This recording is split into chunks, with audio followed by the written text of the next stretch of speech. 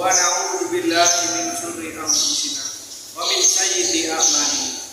Man yahdihillahu fala mudilla lahu wa man yudlilhu fala hadiya lahu. Asyhadu an la ilaha illallah wahdahu la syarika lah wa asyhadu anna Muhammadan abduhu wa rasuluh. Allahumma shalli ala sayyidina Muhammad wa ala alihi wa sahbihi wa man tabi'ahum bi ihsan ila yaumil qiyamah. Amma ba'd. Qala Allah ta'ala, a'udzu billahi minasy syaithanir rajim. Bismillahirrahmanirrahim. Ya ayyuhalladzina amanu taqullaha haqqa tuqatih wa la tamutunna illa wa antum muslimun. Ya ayyuhalladzina amanu taqullaha wa qulu qawlan sadida yuslih lakum a'malakum wa yaghfir lakum dhunubakum. Wa man yuti'illaha wa rasulahu faqad faza. Masyarul muslimin rahimakumullah. Hadirin jamaah salat Jumat yang insyaallah selalu berada dalam naungan rahmat dan hidayah Allah Subhanahu wa taala. Tak henti-hentinya kita panjatkan puja dan puji syukur kepada Allah Subhanahu wa taala yang telah memberikan kita nikmat iman dan Islam. Karunia yang teramat besar ya Allah karunia kepada hamba-hamba-Nya. Semoga kita selalu termasuk yang mendapatkan hidayahnya serta berada dalam keadaan iman dan Islam hingga akhir hayat kita. Allahumma amin. Kita bersyukur kepada Allah atas nikmat berbagai kehidupan yang masih diberikan kepada kita, sehingga pada kesempatan ini kita masih dapat beribadah kepada-Nya dan mengingatnya serta memujinya. Pujian hanya layak dimiliki oleh Allah. Alhamdulillah, alhamdulillah. Segala puji hanya milik Allah. Sungguh tidaklah pantas bagi manusia untuk mengharapkan dia. Tidak pantas bagi manusia untuk merasa lebih berjasa, karena sungguh sejatinya segala pujian hanya milik Allah. Pada kesempatan yang mulia ini, kami selaku khotib mengajak kepada hadirin sekalian jemaah salat Jumat pada siang hari ini. Takwa dalam arti senantiasa berupaya dan berusaha untuk selalu menghadirkan Allah dalam setiap situasi dan kondisi dengan cara senantiasa berpikir dan melaksanakan segala.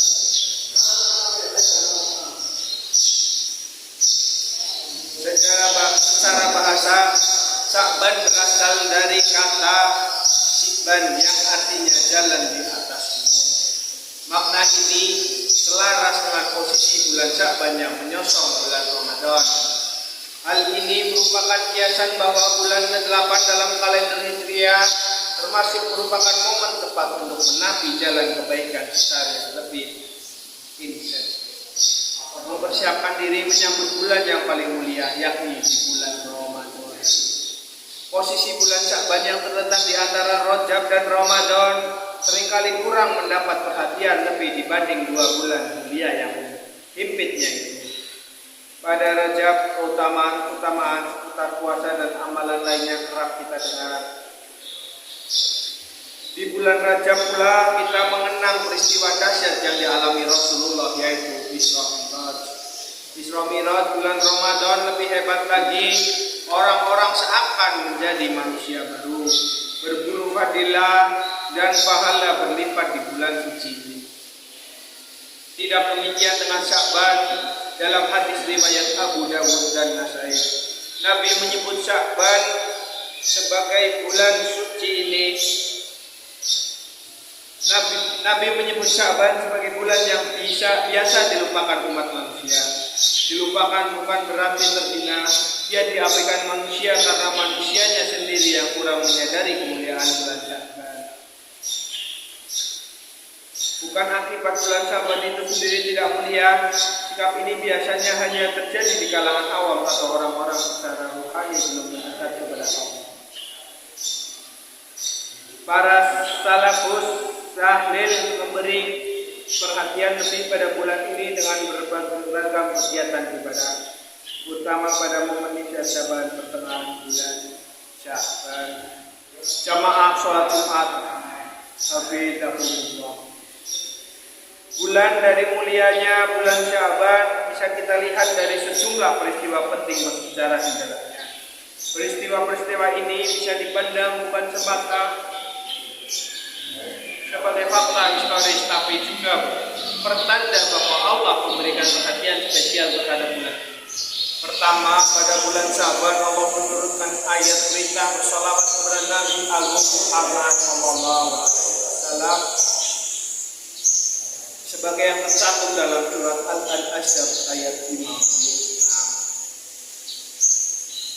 Inna Allaha wa malaikatahu yusholluna 'alan nabi ya ayyuhalladzina amanu shollu 'alaihi wa sallimu taslima. Yang artinya sungguh Allah dan para malaikatnya bersalawat untuk Nabi. Hai orang-orang yang beriman, salawatlah kamu untuk Nabi dan ucapkanlah salam kehormatan kepada.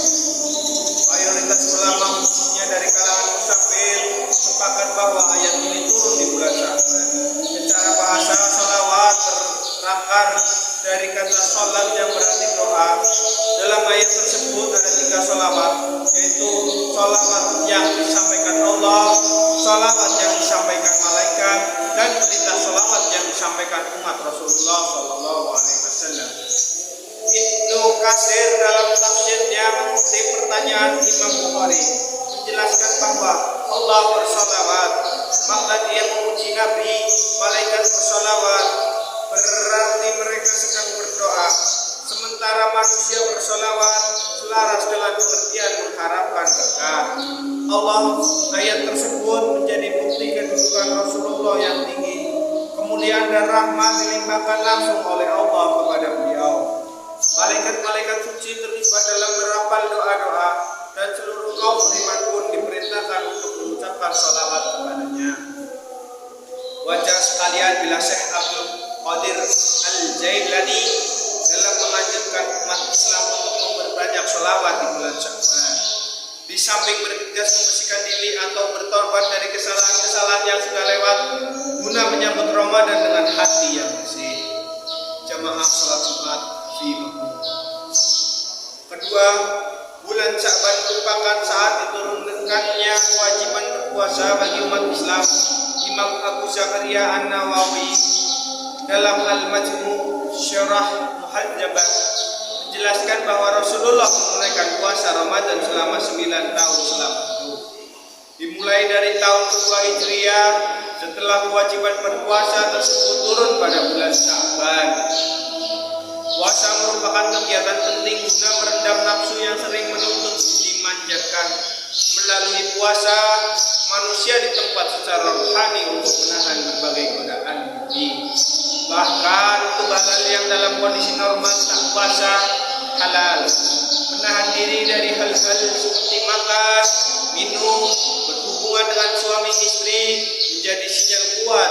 Bahkan sesungguhnya ada yang lebih penting dari kenikmatan dunia yang fana ini, yakni kenikmatan akhirat berjumpa dengan Allah Subhanahu wa Ta'ala. Bulan Ramadan merupakan bulan paling mulia di antara bulan-bulan lainnya.